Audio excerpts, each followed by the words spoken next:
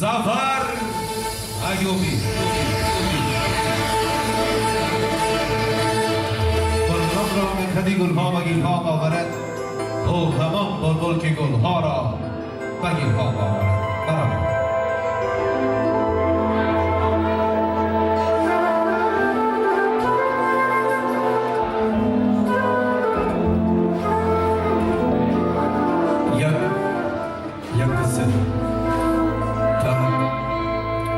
سلام همدیاران و وطنان عزیز، از نام خود و از نام اهل سعادت داماد عروس نازنین تبریک میگیم.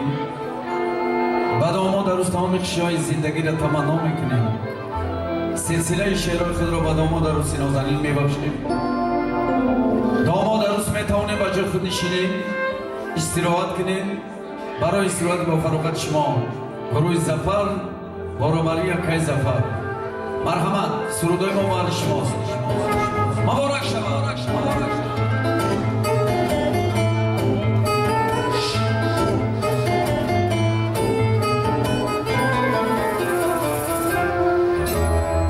شب چون شهو بشوی روزا فتو بشوی گاه چو به زندگی گاه سرا بشوی شب چون شهو بشوی روزا فتو بشوی گاه چو به زندگی گاه سرا بشوی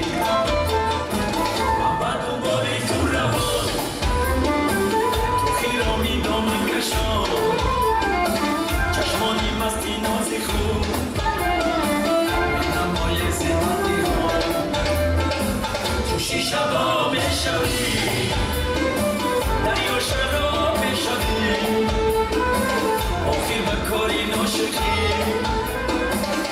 به نقا بشوی شب چون شهو بشوی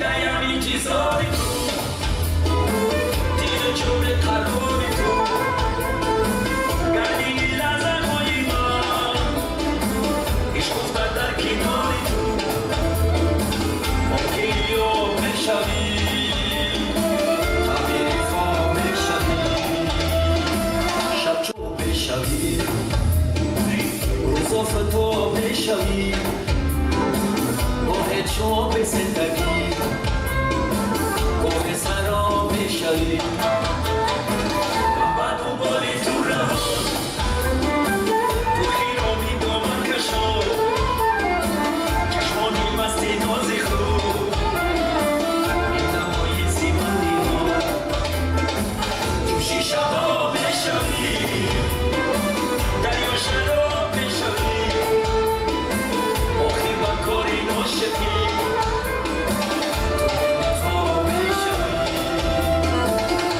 شهو بشوی شب چو شهو بشوی شب چو شهو بشوی